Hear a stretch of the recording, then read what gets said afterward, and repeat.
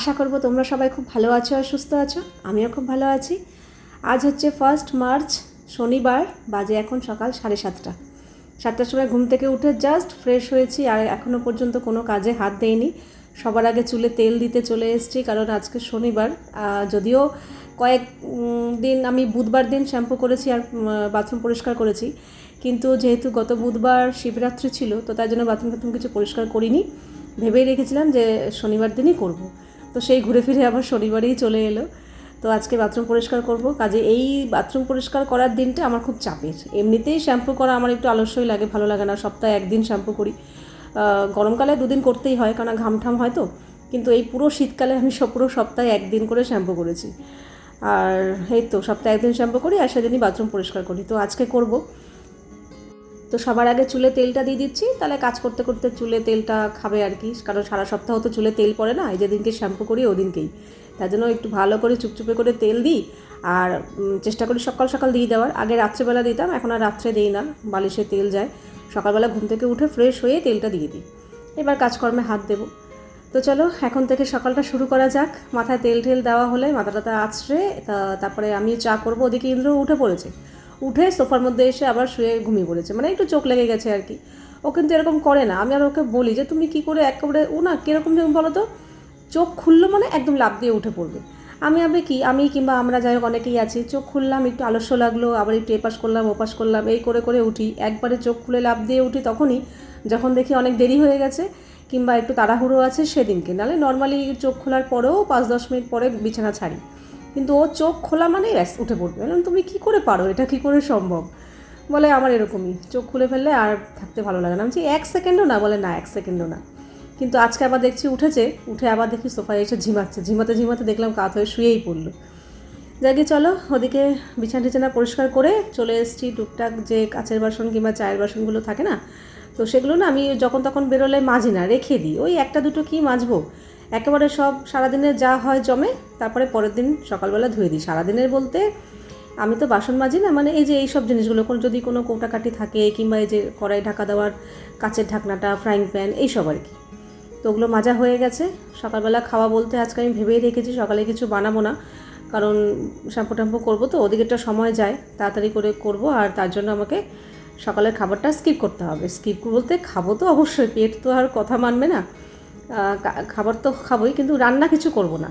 তো তাতানকে বললাম কি, একটা কাজ কর, তুই আজকে এখন ছাতু খা, কারণ গতকাল সন্ধ্যাবেলা আমি বেলের শরবত করে রেখেছিলাম ফ্রিজে। তো বেলের শরবতটা আজকে খেতে হবে। তুই এখন হালকা পাতলা ছাতু খা, 2 ঘন্টা পরে আবার বেলের শরবতটা দেবো, তোর পেট ভরে যাবে। তো বললো ঠিক আছে। তো আজকে আমরা 3 জনেই ছাতু খাবো। তাতানকে তো দিয়েছি, একটু পরে আমিও খাবো। আবার ইন্দ্রও বাজার টাজার নিয়ে ওপরে চলে এসছে। ও বললো আমি আজকে বাইরে কিছু খাইনি, ছাতুই দিয়ে দাও। তো ওকে ছাতু দেবো। আর এদিকে সোফার এই কভারটা অনেক দিন হয়ে গেছে, কিন্তু আমার এই সোফার কভারটা এত প্রিয় যে এটা আমার পাল্টাতেই ইচ্ছা করে না, বেশ ভালো লাগে। আর সত্যি কথা বলতে কি, এই কভারটা পাতা থাকলে না ঘরটা বেশ উজ্জ্বল লাগে, বেশ ভালো লাগে এই কালারটা। কিন্তু সোফার কভারটা বেশ ভালো নোংরা হয়েছে, কারণ পুরো শীতকাল ইন্দ্রবাবু এই সোফার মধ্যে বসে আর কি। কিন্তু গরমকাল পড়লেই সোফাতে আর বসবে না, ওখানে ফ্যানের হাওয়া যায় না, তো ঠিক ডাইনিং টেবিলের এই চেয়ারটাতে বসে থাকে। আর পুরো শীতকাল সোফার মধ্যে বসে। তো যাই হোক, আজকে এই জন্য ভাবলাম, 2 দিন ধরেই ভাবছি পাল্টাবো, কিন্তু হচ্ছে আর না। আজকে ভাবলাম না, যতই দেরি হোক এই হোক পাল্টাবো।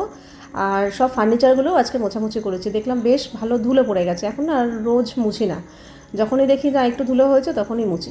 বিশেষ করে আমার ড্রেসিং টেবিলের অবস্থাটা খুবই খারাপ।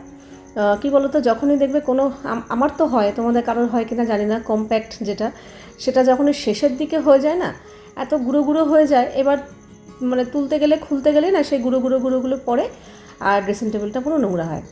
আর তার মধ্যে আমাদের গতকাল তুর্যবাবু এসেছিলেন। তুর্যবাবু তো এখানে দিদির সাথে খেলা করছিল, তো দিদির বেখেয়াল বশতই কিছুক্ষণ ড্রেসিং টেবিলের দিকে খেলতে খেলতে চলে গেছে। গিয়ে কি করেছে আমি তো জানতাম না, আমি আজকে দেখলাম। আমার সিঁদুরের এইটা খুঁজে পাচ্ছি না, লিকুইড সিঁদুর, ওটা কোথায় খুঁজে পাচ্ছি না, খুঁজতে ড্রয়ারের ভেতর পেলাম। মানে ও এদিক ওদিক করেছে আর কি, খেলা করেছে আর কি। তারপর আমার যে লিপ বামটা খুলে ওটা চটকাচটকি করেছে, করে ওই আমার কম্প্যাক্টটা যে গুঁড়োগুলো পড়েছে ওগুলো তুলে আবার লিপ বামের মধ্যে রেখে দিয়েছে, মানে লাগিয়ে রেখে দিয়েছে। আমি এখন লিপ বাম মাখতে গিয়ে দেখছি কম্প্যাক্ট সহ মাখা হয়ে যাচ্ছে, সাদা সাদা হয়ে যাচ্ছে। আবার ওই যেটা পরিষ্কার করলাম। আবার দেখছি কি একটা বেশ করলো, ও হ্যাঁ, আমার যে ময়শ্চারাইজারটা আছে ওটার ঢাকনিটা খুলে ওর মধ্যেও কম্প্যাক্টের গুঁড়ো ঢেলেছে।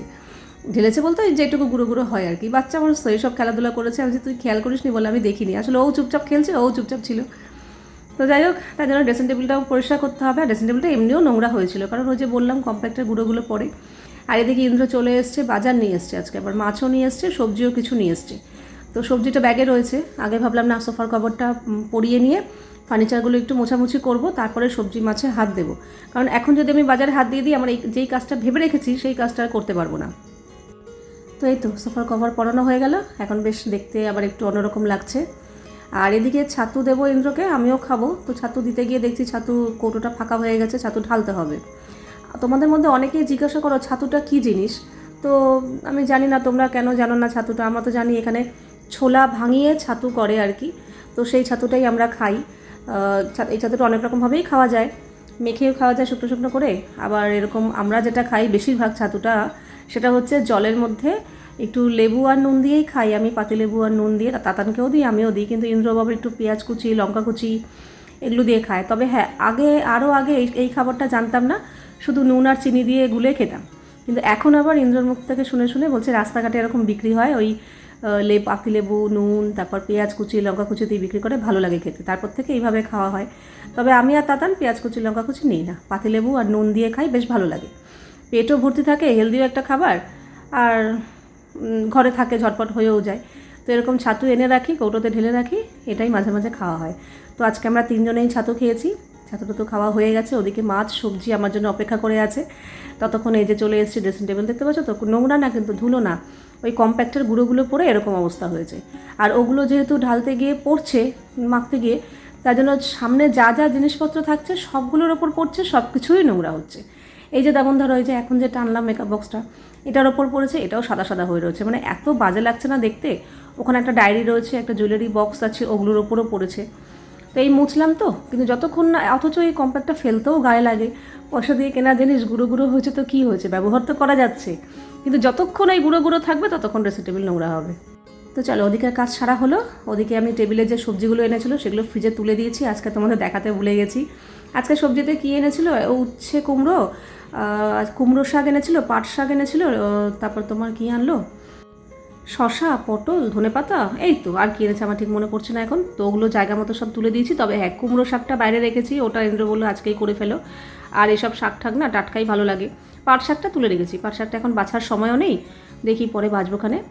আর কুমড়ো শাকটা কাটতে হবে। আর এদিকে মাছ বলতে ফ্যাসা মাছ এনেছে আর কাতলা মাছ এনেছে। তো ফ্যাসা মাছটা রেখে দিলাম, কাতলা মাছও পুরোটা করব না, ধুয়ে নিয়েছি, ফ্যাসা মাছও ধুয়ে নিয়েছি, কাতলা মাছও ধোয়া হয়ে গেছিলো। ভেবেছিলাম প্রথমে ফ্যাসা মাছটা ছোটোটাতে রাখবো, তারপর দেখলাম না, এটাতে ফ্যাসা মাছটা রাখি আর ছোটোটাতে কাতলা মাছ রাখবো, কারণ 5 পিস মাছ আছে, আজকে 2 পিস করব আর 3 পিস রেখে দেবো, ইন্দ্রর জন্যই করব, পরে আবার দেখা যাবে। তো এই ছোটোটাই ঠিক আছে। তো ওই 2 পিস মাছ বাইরে রেখে বাকিটা ফ্রিজে তুলে দেবো। মাছ সব ধোয়া হয়ে গেছে। মাছটা ধোয়ার পর না, আমি এই জায়গাটা ভালো করে সাবান দিয়ে পরিষ্কার করি, কারণ মাছের কেমন আস্তে আস্তে গন্ধ থাকে। পরিষ্কার করে এদিকে বেলের শরবতটা বেশ খানিকক্ষণ আগে বার করে রেখেছিলাম, ঠান্ডা কেটে গেছে। এদিকে ইন্দ্রর জন্য গ্লাসে তুলে রাখলাম, আর এখানে একটু এক্সট্রা রইলো, আর যেটা ঢাললাম আগে তাতানকে দিয়েছি। ও এখন পড়তে যাবে, ওর আজকে দুপুরবেলা অঙ্ক পড়া আছে, ওর আস্তে আস্তে 3টে সাড়ে 3টে বাজবে। তো বললাম ছাতু তো খেয়েছিলিস, তারপরে আমি ওকে মৌসুমি জুসও করে দিয়েছি, মাঝখানে কয়েক টুকরো কিশমিশ দিয়েছি, কয়েক পিস, আর এই এখন বেলের শরবতটা দিলাম, ও খেয়েছে, খেয়ে পড়তে চলে গেল। তারপরে আমিও আমার জন্য 1 কাপ বেলের শরবত নিয়ে বসলাম। বেশ ভালো লাগে জানো তো, এখনও তো সেরকম গরম পড়েনি, তবে আজকে থেকে দেখছি একটু বেশ মোটামুটি গরম লাগছে। কাজকর্ম করছি তো, হালকা হালকা ঘেমে যাচ্ছি, মানে ফ্যানটা চালালে ভালো লাগছে, বেশ ফুল স্পিডে ফ্যান চালিয়েই আজকে আমি দুপুরবেলা কাজ করেছি। গরম পড়ছে আর কি, এই তো শুরু হবে। শীতকাল না আমি সহ্য করতে পারি, কিন্তু গরমটা এত কষ্ট হয় না। অনেকে আবার বলে শীত কষ্ট হয় কিন্তু গরমটা ভালো লাগে, আমার গরম একদমই ভালো লাগে না। গরম কোনো কিছুই ভালো লাগে না, মানে গরমে দেখো খাবারও নষ্ট হয়, সবজিপাতির বেশি দিন থাকে না, মানুষও কষ্ট হয়, সব কিছুই। শীতকালটা তবু আমার মনে হয় শীতকালটাই ভালো। সব থেকে তো ভালো যদি বলতে হয় বসন্তকাল। না ঠান্ডা না গরম, একটা ফুরফুরে হাওয়া, সুন্দর হাওয়া, কোকিলের ডাক, এর থেকে আর বেটার হতেই পারে না। কিন্তু কিছু করার নেই, সব সিজনকেই আমাদের মেনে নিতে হবে। তো আজকে না বিছানার চাদরগুলো ওয়াশিং মেশিনে দিয়েছিলাম, যে চাদর দুটো কালকে তুললাম না, সেই দুটো, বালিশের কভার সহ সবগুলো। তবে আজকে আর হাতে কিছু কাচাকুচি ভেজাইনি, ছিল কিন্তু ভেজাইনি, কারণ আমি জানি সময় পাবো না, বাথরুম পরিষ্কার করবো, প্লাস এদিকেও অনেকগুলো এক্সট্রা কাজ করেছি ঘরের, সময় পাবো না। তো রইলো থাক, কালকে দেখা যাবে। আর এদিকে ছাদে এসে সব বিছানা চাদরগুলো মেলে দিলাম, ঘন্টাখানেক থাকলেই শুকিয়ে যাবে। মেশিনটা তো প্রায় ড্রাই হয়েই যায়। টেবিল সমস্ত কিছু পরিষ্কার করে নিয়েছি, আর এখানে আমার সমস্ত সবজি টবজি কাটা হয়ে গেছে, বাসন জায়গা মতো রেখে দিয়েছি। এই যে আজকেই নিয়ে এসছে কুমড়ো শাক, তো কুমড়ো শাকটা কেটে জলে ভিজিয়ে রেখেছি, ধোবো, ডাঁটাগুলো আলাদা করে কেটে ভিজিয়ে রেখেছি। আর কুমড়ো শাকের চচ্চড়ি করব, তার জন্য আলু আর বেগুন কেটে ধুয়ে নিয়েছি। আর আজকে আম নিয়ে এসছে, আমের চাটনি করব। তো আমগুলো এরকম লম্বা লম্বা করে কেটে নিয়েছি, খোসা ছাড়িয়ে নিয়েছি। তো আগে চাটনিটা বসিয়ে দিই। আর এখানে ইন্দ্রবাবুর জন্য 2 পিস মাছ করব। মাছ ধুয়ে নুন হলুদ মাখানো হয়ে গেছে। তো ওদিকে আমের চাটনি হয়ে গেছে, ভাতও হয়ে গেছে, আর এই কুমড়ো শাকের চচ্চড়িটা বসিয়ে দিয়েছি। আলু কুমড়ো না, আলু বেগুন আর সর্ষে বাটা দিয়ে কুমড়ো শাকের চচ্চড়ি আমার বেশ ভালো লাগে। তো চচ্চড়িটাও হয়ে গেল, বেশ খানিকক্ষণ সময় লেগেছে। চচ্চড়িটা হতে হতে না আমি মাছের মশলা করলাম, ভাত ছাতগুলো উপর দিলাম। তো এগুলো হয়ে গেছে, এরপরে বসাবো মাছের ঝোলটা, করলেই হয়ে যায়।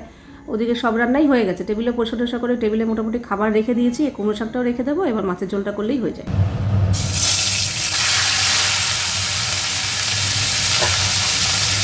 রান্নাবান্না হয়ে গেছে, এদিকে টেবিলে সব খাবার নিয়ে নিয়েছি।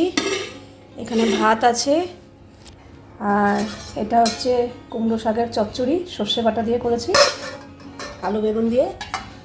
এই হচ্ছে আমের চাটনি, আর এই হচ্ছে ইন্দ্রর কাতলা মাছের কালিয়া। আর এখানে পাঁপড়টা বার করে রেখেছি, পাঁপড় ভাজবো পরে। স্নান করে এসে উচ্ছে পাতাগুলো ধুয়ে রেখেছি, আর এখানে বেসনও গুলে রেখেছি। স্নান করে এসে গরম গরম পাঁপড় ভাজবো আর বড়া ভাজবো। সমস্ত কিছু সেরে স্নান করতে গেছিলাম, প্রায় 1 ঘন্টা পর বেরোলাম, ততক্ষণে তাতানও চলে এসেছিলো। তো আসার পর এদিকে আমি উচ্ছে পাতার বড়াগুলো ভাজছি। আগে যখন আমাদের বাড়িতে উচ্ছে গাছ ছিল না বারান্দায়, তোমরা অনেকেই দেখেছো হয়তো যারা আমার পুরনো বন্ধু, পুরো গ্রিল জুড়ে উচ্ছে গাছ তো লতিয়ে লতিয়ে উঠেছিল। তো মাঝে মাঝে এরকম ছিঁড়ে ছিঁড়ে উচ্ছে পাতার বড়া খেতাম। তো তাই জন্য এই উচ্ছে পাতাটা বড়াটা 2 দিন ধরে ফ্রিজে ছিল, তো পাতাগুলো কেমন নেতিয়ে নেতিয়ে গেছিলো ঠিকই, কিন্তু ভাজার পর বেশ ভালো লেগেছে। এত মুচমুচে হয়েছে না বড়াগুলো। চালের গুঁড়ো একটু মিশিয়েছি, চালের গুঁড়ো আর বেসন মিশিয়ে আমি সবসময় যে কোনো বড়া করি, তো বেশ ভালো মুচমুচে হয়। তো এদিকে সমস্ত বড়া ভাজা কমপ্লিট, কিছুটা হচ্ছে। আর এদিকে বড়া ভাজা হয়ে যাওয়ার পর পাঁপড়ও ভেজে নিলাম চাটনির জন্য। তো চলো খাওয়া দাওয়া করে নিই। ধোয়াটা এত সুন্দরভাবে ঠাকুরের দিকে যাচ্ছে, দেখো ভীষণ ভালো লাগছে। অন্য সময় কিন্তু এতটা সুন্দরভাবে ধোয়া ওঠে না, আজকে ভীষণ সুন্দরভাবে ধোয়াটা উঠছে, পুরো বোঝা যাচ্ছে। অন্য সময় নিভেও যায়, কিছুক্ষণ আটকে দেওয়ার পর না এটা নিভেও যায়। আজকে খুব সুন্দরভাবে ধোয়া উঠছে, ভাল লাগছে দেখতে বেশ। যাই হোক, এক্ষুনি সন্ধ্যা টন্ধা দিলাম। এখন এই যে এই জামা কাপড়গুলো আছে, এগুলো ভাঁজ করবো। জামা কাপড় বলতে এই বিছানার চাদর। বিকালবেলা এই সন্ধ্যাবেলা নাগাদ ফোন করে দুধ আর পনিরটা দিয়ে গেল। পনিরটা ফ্রিজে ঢুকিয়ে রাখি।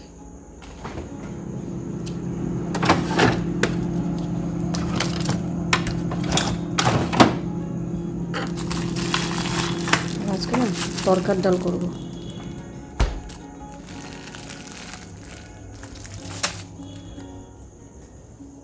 দুধটাও জাল দেবো। এই আমুল গোল্ড দুধটা সব জায়গায় আমাদের এখানে পাওয়া যায় না, একমাত্র স্টেশনের কাছে দোকানটাতে পাওয়া যায়। ইন্দ্র ওখান থেকেই নিয়ে আসে, বেশ ভালো দুধটা। একটু দাম বেশি, নর্মাল দুধ তো মনে হয় কত 31 না 32 নেয়, আর এটা মনে হয় 34 টাকা মনে হয়, কিন্তু ভালো, বেশ ঘন দুধটা।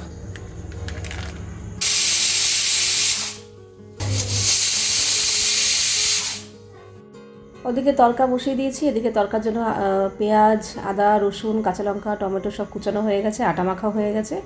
ইন্দ্র বললো, তাতানো বললো পরোটা খাবে, আটা দিয়েই খাবে। তো আমার জন্য রুটি করবো না, 3 জনের জন্যই আজকে পরোটাই ভেজে ফেলবো। পরোটা আর তরকা, এই হচ্ছে আজকে আমাদের ডিনার।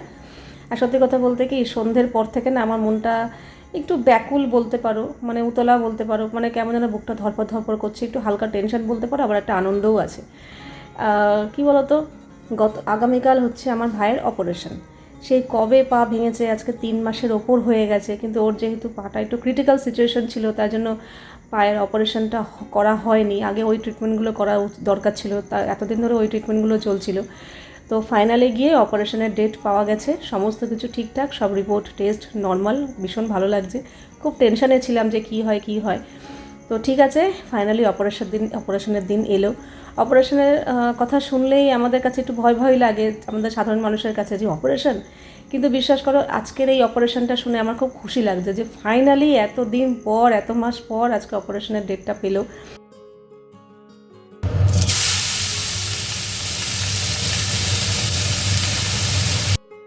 যেইভাবে ওর পাটা ফ্র্যাকচার হয়েছিল অ্যাক্সিডেন্টে, অপারেশন তো তখনই করার কথা, কিন্তু যে বললামই ওর সিচুয়েশনটা একটু ক্রিটিক্যাল ছিল, যার জন্য এতদিন লেট করতে হলো। তো আগামীকাল অপারেশন হবে।